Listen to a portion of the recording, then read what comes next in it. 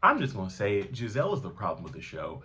And no matter how much you slice, dice, or thrice it, it's Giselle. Giselle is the issue. Let's talk about it.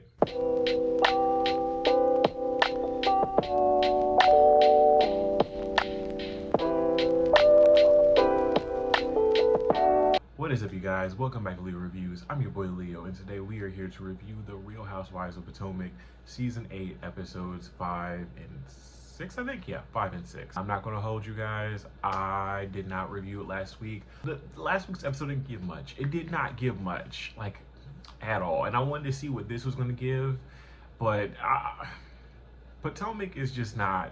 It's not a must-see anymore. It's not like a fun watch, and I'm kind of over watching it, if that makes sense. Been doing some thinking, and I think I'm gonna actually probably start taking on some more Housewife shows. I think I'm gonna take on Beverly Hills because I love Beverly Hills. I think I'm probably gonna take on Miami too, because like those shows are giving. Like those shows are really good versus Potomac. That's just, it's adequate. But before we get into it, guys, please do all the YouTube things, like, comment, subscribe, and hey, let's get into the foolishness. So Ashley's hosting the first cast trip, and this first cast trip is going to be in Austin. Why Austin, Texas? I don't know. Not that there's anything wrong with Austin. It's just that, like, if I was going to do a big old cast trip, I don't know if I would do Austin. I think I would do, like, if I was going to do Texas, I would probably do Dallas or Houston or anywhere that's not Austin. Before they go, Ashley, Mia, and Giselle meet up, and they talk about the whole situation with Wendy and Nneka. And I'm going to be honest with y'all, I'm not going to go into all that real quick because it's annoying, right? Like, without any proof whatsoever that anything happened, Giselle is over here she's so quick to believe anything bad about Wendy for no reason. It's like you hate this woman so much that you just look for reasons to malign her character. You look for reasons you love it when people disrespect her. I've never seen a person that has so much hatred for a person for no reason. You have no reason to hate her, mama. You started with her and she finished with you. Also, that was 3 years ago. Why are you still pressed? You expect people to forgive you for the things that you've done. You expected Karen to forgive you for all the shit that you did back in season 3 with the shirts, with the showing up, having Robin dress up and drag at her house, doing all the disrespectful shit that you did with Karen. You were awful to Karen. But the very next season, you were literally like talking, why won't Karen forgive me? Why won't Karen get over it? I apologize. I apologize. And it's like, you expect everybody to just bow at your feet and be like, oh, well, Giselle did some shit. That's just Giselle, and move on. But you can't do that with them. There's an overarching theme that I noticed about this episode that I want to call hypocrisy, because the hypocrisy that I saw in this episode was wild. But let's talk about the first negative hypocrisy I saw that was all through these 2 episodes. Number 1, Giselle says that Wendy should have brought up the information about the situation between her and Nneka to the group willingly. And she says if she was in Wendy's situation, she would have. Giselle, no, you wouldn't have. When has Giselle ever brought up anything about her life ever in the group? Ever. Like, literally, she was having a whole medical situation and she didn't even talk about that in the group herself. So why would you expect why does Giselle expect other people to do things in the group that she is not willing to do in the group? The next scene is Nneka and her husband Ike. They're at the doctor. You know, she's trying to get pregnant. No, I'm not really gonna go into all that too much. Honestly, I didn't really care. I'll be honest with you. It's I don't know. I feel like we've seen a housewife trying to get pregnant. We've seen it done since Jersey. Like, it's kind of been done to death at this point. But you know, they're trying to get pregnant, but they're at the doctor's office and they're talking about the whole thing with Wendy. And Nneka says that, you know, she feels bad because she feels like she wishes she would have, you know, approached that situation with Wendy maybe in private, maybe it wouldn't have escalated. She also says the reason why she didn't is because she's just such a truth teller, and that in her culture, you know, when someone has a shrine against you, you know, that means death and destruction. But here's my thing, right? I feel like it's interesting that Nneka says that she wishes that, like, she would have had this conversation with Wendy, you know, maybe in a private setting, and maybe it wouldn't have gone left the way that it did. But then later on the episode, she does the exact opposite. She has the same conversation with Wendy in public, in front of everybody. Nneka, you don't want peace. You don't want not to have drama with Wendy. Because if you did, you would move differently. It's very clear that NECA, you want to have all this smoke and all this beef and all this drama with Wendy. So please stop going to your husband acting as if, oh, I don't know why it went so left. Oh, shut up. Shut up. Because you're doing it. It's you. It's you who's making this go left. Fast forward through the episode, the girls finally get to Austin. And in the beginning, on the way to the hotel, they're having a conversation about the whole state of Karen and Robin's friendship. And Karen likens it to a pie. Now, I'm going to be honest with you, Karen. I don't know what she was talking about. Like, I love Karen so much because I feel like she brings the funny. And if we're going to be very much so honest, Karen is carrying the season on her back. She is. Because what is anyone else bringing? Even Candace and Wendy, as much as I love them, they're not bringing as much as Karen is. Karen gives you a little bit of conflict. Karen gives you funny confessionals. Karen gives you fashions. Karen might not give you too much of her life, but Karen makes up for it in any and every other way. Karen literally is the show. I know people always say that Giselle is the face of the show, but is she though?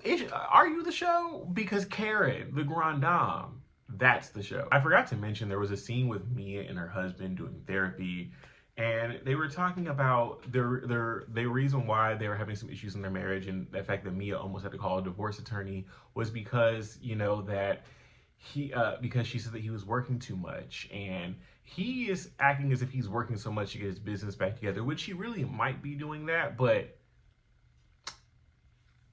Mia, that's not why you divorced him.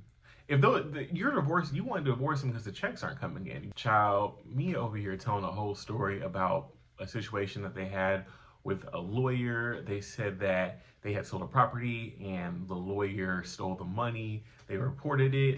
I guess he got disbarred. Other shit happened and the guy ended up unaliving himself. Wow. Now, if that story is true, that is very, very sad, and my condolences for that man and his family. But I just don't know if I 100% believe it, simply because it just sounds too similar to what Robin said back in season 1. And later on the episode, when her and Robin are having that conversation, you know, Robin's getting emotional. But it just felt, just listening to me to tell that story, and I don't know if this makes me sound like an asshole or makes me sound insensitive, but it just didn't feel real. It did not feel real at all. And maybe it doesn't help that Mia is a liar. It doesn't help that she lies about everything. Like, the sky could be blue and she would sit here and look you dead in the eye and say, no, it's red. It's completely red. But yet, no, I'm not believing it. Like, I want to, because that's something crazy to lie about. But Mia lied about cancer. So can we trust her? So now that they're in Austin, the girls sit down for like their first little meetup, and the first conversation that comes up that Karen tries to bring up is maybe like a mediation between Giselle and Candace. Giselle says she's not talking to Candace. Candace says she's not talking to Giselle. And Candace pretty much calls Giselle out and says the only reason why you're not talking to me is because you feel like if you don't speak to me, my black ass will disappear. AKA meaning, if you try to ice me out, you can get me off the show. Giselle says that she is not talking to Candace because Candace put her and her children's mental health and their lives at stake. How did Candace do that, ma'am? I couldn't even finish that. How did she do that? How did anything that Candace do put your children and your mental health at risk? Because Candace only responded to you. Candace was only giving all the energy that you put out. And then you want to go in your confessional saying that all that happened was that Chris forced you into a hotel room and shut the door, and it made you uncomfortable. Why do your stories always change? First it was, you know, y'all went into a hotel room and you were uncomfortable because it was a married man and, you know, she's a single woman. Now it's Chris forced you in a hotel room? This is what I'm talking about, because Giselle feels like she can just say whatever the fuck she wants to people and people can just fucking take it. Why are you like this? And at this point, if I were Chris, cease and desists, lawsuits, defamation of character, I would be suing the ever-loving shit out of Giselle, because you're not about to malign my character. You're not about to keep on making this narrative as if I've done something to you that I could not. See, this is why if I were to ever be on a show like that, or if I were to ever, I could never even be around Giselle in person.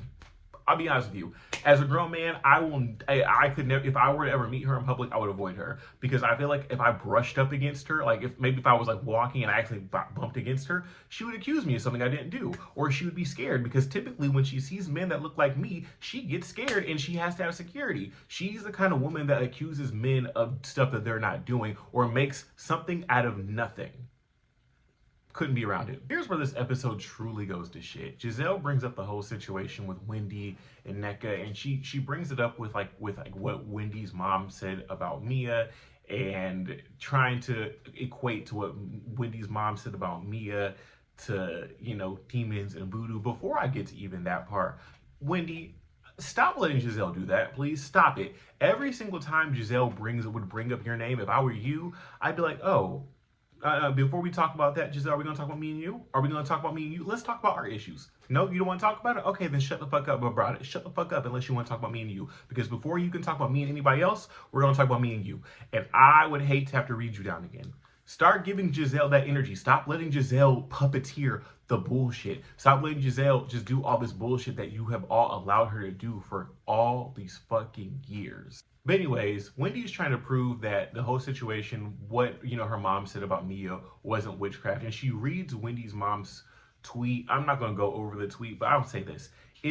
Nothing about that sounded like witchcraft. Nothing about it sounded like voodoo. It sounded like a woman from a different country who speaks different because she's from a different country saying super duper religious stuff and doing threats. It did not sound evil. It didn't sound, it was mean. She was definitely reading Mia down for filth. It was definitely mean. But was it witchcraft? Was it evil? No. Y'all are grasping at straws to try to make this woman look bad. And I really wish that y'all would sit back and think before y'all actually did this shit. Last year was nothing but about colors, and that was all this season. And now this year, in the year 2023, y'all have the nerve to come on Beyonce's television and literally give us nothing but xenophobia and just ignorance on other people's cultures. And it's disgusting to watch. But anyways, Wendy and Nneka are going back and forth. There was a whole situation with Nneka. They were talking about Nneka's cousin-in-law Lebe, who's friends with Wendy's sister, and whether or not Wendy knows her or not. And it's just like a back and forth, yada yada yada on this whole situation.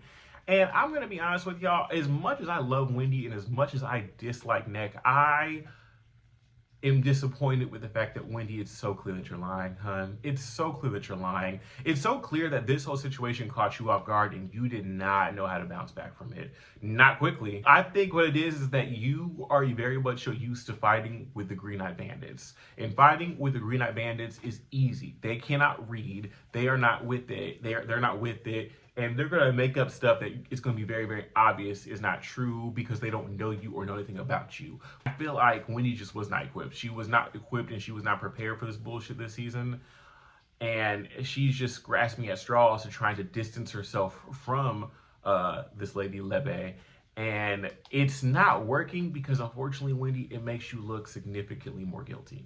But once again, in all honesty, why is any of this on TV? So we start off with episode 6, y'all, and we're still back at the same bullshit ass conversation. You know, Wendy's trying to distance herself from knowing Lebe. Nneka's like, well, if you don't know her, why was she at your baby sip and see? Why'd you shout her out at your baby sip and see? We get that with the bean footage that they flash back to. She was definitely there. I guess they gave her maybe a head tie. I'm not really sure too much on that. And she was like, well, why would you do all that too if you didn't know her? And that's a good, it's a good question. Like I said, Wendy just was not prepared. Wendy was not prepared, and she was just sloppily and lazily trying to defend herself at this point. In the confessional, they asked, well, if you don't know her, why did she get a head tie? And she said, well, in her defense, Giselle got a head tie. And I was like, touche, but at the time, you and Giselle were cool. So, I mean, and once again, Wendy, girl, why would you... She accuses Nneka of crack, and I said, crack? Out of all things, crack. That's clear this lady's not on crack. Why would you say crack? They asked Wendy in her confessional, does she have a crack receipt? She don't have a crack receipt. Wendy, that was just lazy. That was juvenile. That was 7th grade. Do better. Wendy, you are Nigerian. Nigerians are supposed to be able to read down. I was disappointed. But once Wendy says that, you know, everybody's like, oh, no, don't say that. Don't say that. We shouldn't be making any allegations. We shouldn't be doing this, yada, yada, yada. And Giselle, shut up.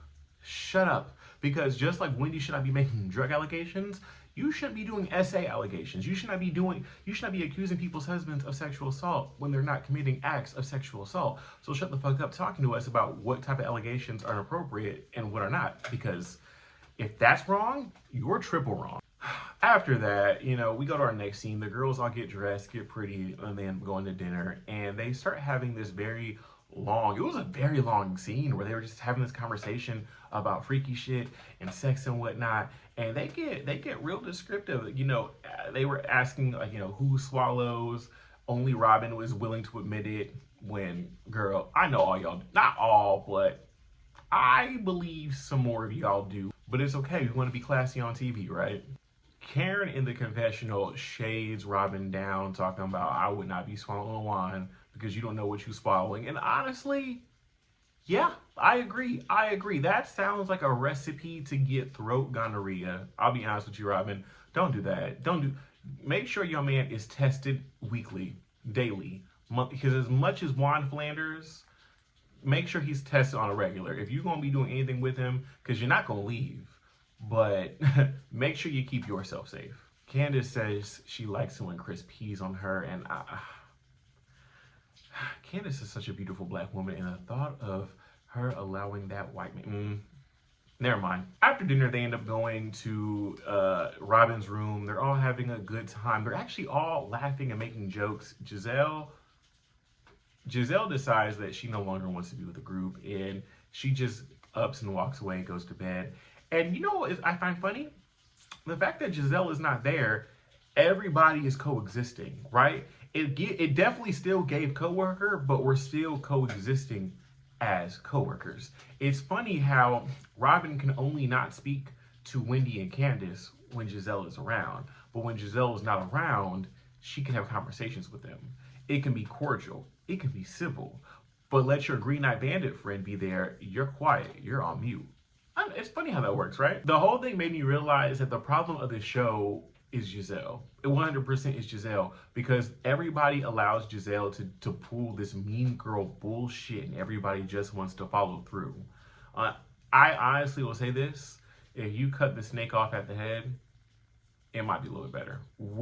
This show might do well, because if everybody can coexist, it can be something to do.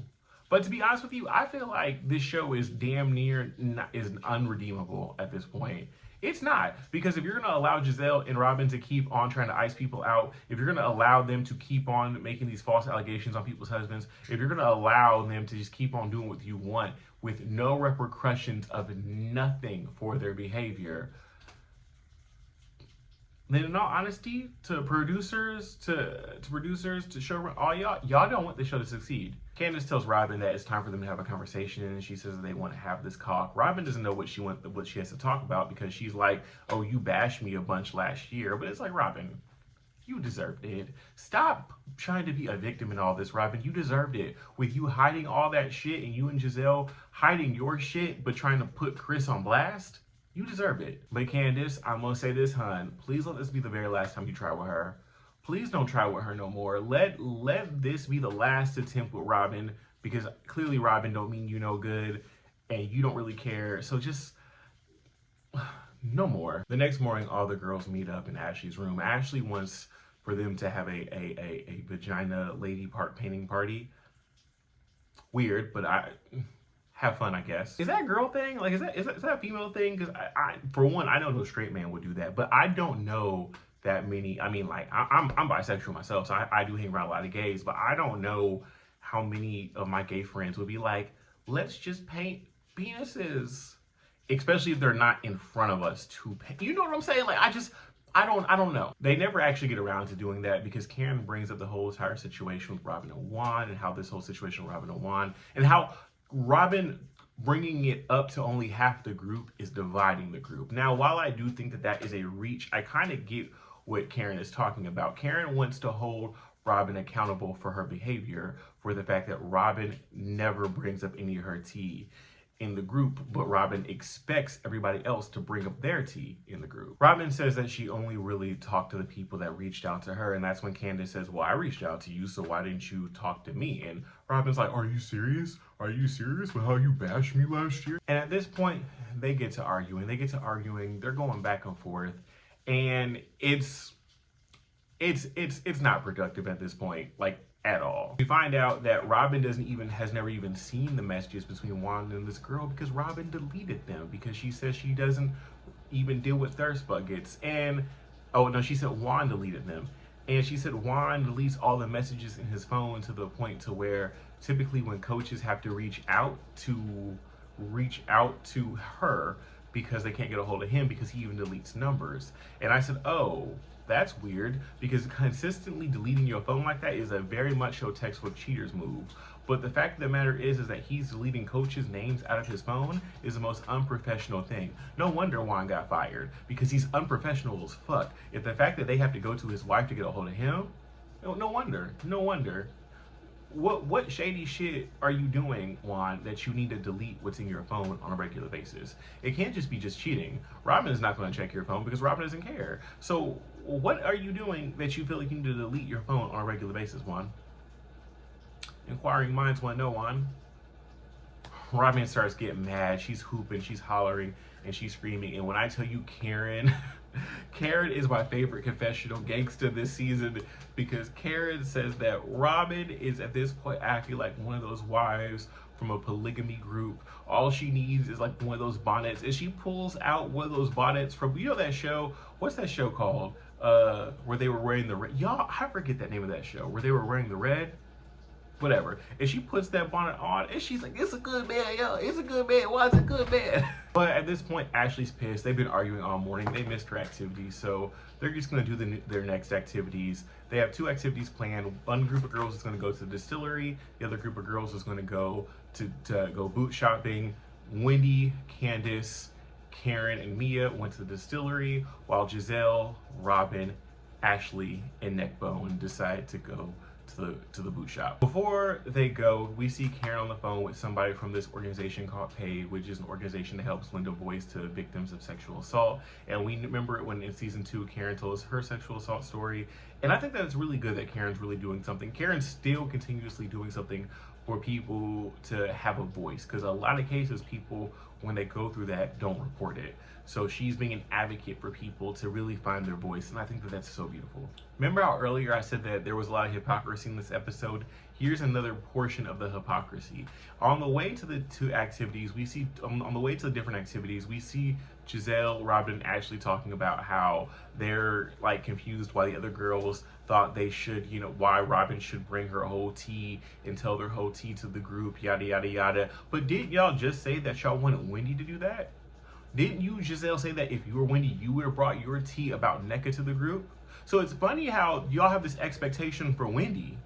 Y'all have this expectation for Candace, the 2 dark-skinned girls, to spread their tea. But everybody else doesn't have. Interesting.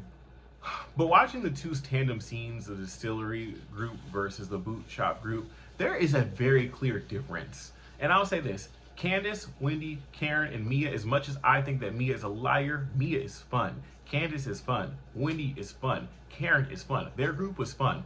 The rest of them, honestly, I feel like Ashley should have been with them, because Giselle, Robin, and Neckaby, they're boring. They're stale. All they were talking about was next wedding, and I didn't care about her traditional wedding. I didn't care. If we're not going to see it on the show, I don't care. So after they take a tour of the distillery, Karen, Wendy, Mia, and Candace all sit down just to do some wine tasting. You know, Mia's not drinking because, you know, she's still trying to rebrand herself this season. And a bird comes down, a black raven, and Mia's like, that's not your mama, is it? And Wendy is clearly not a muse. She's looking at her like, girl, don't do that. Don't do that. And Wendy starts explaining that in Catholicism, they have shrines, and that's just a part of their religion. I was raised Jehovah's Witness. I was not raised Catholic, so I don't know much about Catholic. So I don't know if that's true or not. But if it is, that's very interesting. But it also, if it's true, it means that whatever shrines, it's not evils. She also says this whole thing is triggering because growing up as a Nigerian, she was constantly misunderstood, and people were always putting things like voodoo and just dark practices on here simply because she was African. And I've heard other people from Africa say that as well, that growing up here in the United States, people have always assumed one thing about them or their religious beliefs that were just not true. And a lot of times when it comes to black blackface, anything black, unfortunately, here in America is considered bad. So if it comes from a place like Africa, they're automatically going to consider it evil. And I understand how that would probably be very much so triggering for Wendy, especially as we're pertaining it to her mother. She says somebody who gave up her whole life so that she could have a good life. If I were Wendy, I would be pissed. I would be pissed as fuck. And I would never deal with Nneka again. I would give Nneka the Giselle and Robin treatment. But honestly, I already know Wendy. Wendy at some point is probably going to forgive her. Wendy's going to forgive her, and they're going to be cool until this whole plays out on the show. They're probably beefing now that they're watching it. But yeah, I would never talk to that lady again. I would never acknowledge her. I would never deal with her ever again in my life. The girls all meet up, the whole group meets up for lunch, and they start talking about Nneka's wedding. And she says that it's very important that she has this traditional Nigerian wedding on her father's land in Nigeria. And she said it's very important for her husband too, because her husband is considered what's called an entitled man, meaning like he's a chief or something. And she makes it very clear that that's something that she was born with, not something that he bought. And it's like it was alluding that Wendy's husband bought that, but I don't know. It just feels like Nneka is looking for every reason to take a shot at Wendy, and it's annoying. The group is having a little hard time understanding the whole concept of the entitled man thing, so they liken it to, check marks on Twitter, and how Karen and Mia bought their official status on Twitter, bought their blue check marks, and Karen, we have a cute little scene where Karen's like, I didn't do that, and then we see where it's coming off her card. It's a cute, funny little scene. That's the stuff that I wish we had more of this on the show. But once again, it's Karen carrying the show. If we didn't have Karen's just her overdone reactions and things, we wouldn't have a show. So I wish we had a lot more of that. We find out that after lunch, they're all going to get ready to go to do this thing called chicken shit bingo. And I'm going to be honest with you, I would not do that. I don't know. I would have to Google it. I need to Google that, because if there is any chicken shit involved, I want no parts of that bingo. And actually, I think that if I remember correctly, I think they did that on the Real Housewives of Dallas. I think there is chicken shit involved. No, thank you. No, thank you. What are we doing, Ashley? After this, Mia decides that she wants to be messy, and she brings up the whole situation of the lawsuit between Michael, Darby, and Candace. Candace says she's not talking about that in this group. That's when Robin's like, oh, so are we going to make a list of things that we can and cannot talk about in this group? Robin, shut up. Shut up. And Candace gets her together. She was like, let's not be dense. Yes, Robin, let's use our brains, like Nene said, and realize that it's a legal matter. Your situation with your cheating, philandering ass man is not a legal matter. It's just you dealing with a cheating, philandering man. That's it. And Candace pretty much says, listen, I don't want to talk about legal matter. She pretty much alludes to, if Robin hadn't talked about Juan's legal matter, maybe Juan might not have gotten fired. And that's when Robin gets very defensive, and she says that it's not her fault why Juan got fired. Juan got fired for something else. Wendy brings up the fact that Juan did a Title IX violation, which is a violation, which is like a rule, like a law that helps protect people from from discrimination, from sex and gender, and Juan broke that. And that's when Robin goes, no, Juan did everything right. He didn't break any violations. He didn't do this. He didn't do that. And she was, give her the bonnet. Give her the bonnet. At this point, Robin, the Lulu that you're showing as it pertains to Juan is crazy, because for you to actually believe that whole lawsuit is not why he got fired is crazy. It makes you look crazy, and I feel like as the audience we feel crazy because you're doing nothing but crazy ass shit. So the girls all leave the restaurant and they start getting ready for chicken shit bingo, and they get in the car on their way there, and that's when the whole conversation gets brought up again about Juan and everything. And Robin starts crying and just says, I don't know what did I become a villain? I ain't done shit to any of you. Yes, you have, Robin. And all the girls are like, oh my God, Robin, I don't want you to cry. I don't want you to cry. I don't have sympathy for you. I don't. Because what's good for the goose is what's good for the gander, Robin. You have been nasty and disgusting to so many people all throughout the years, and you're finally getting a fraction back of the disrespect or the in your business that you have given people. So what's good for the goose robin has to be good for the gander. I couldn't even feel bad for you in this moment. I couldn't even feel bad. And the fact that the rest of the girls were feeling bad, I wouldn't have an inch of sympathy for you. I would have left you on that curve crying where you're gonna be next week. I would have been like, all right, cool, wrap her up, have another car pick her up, she'll be good, let's go. Chicken shit it is. I can't believe she's over here trying to really play the victim. It's just, I can't with Robin at all. But anyways, guys, that is my review. Thank you so much for watching. Please do all the usual things, like, comment, subscribe. You heard my thoughts. I would love to hear your thoughts, and hey, until the next one.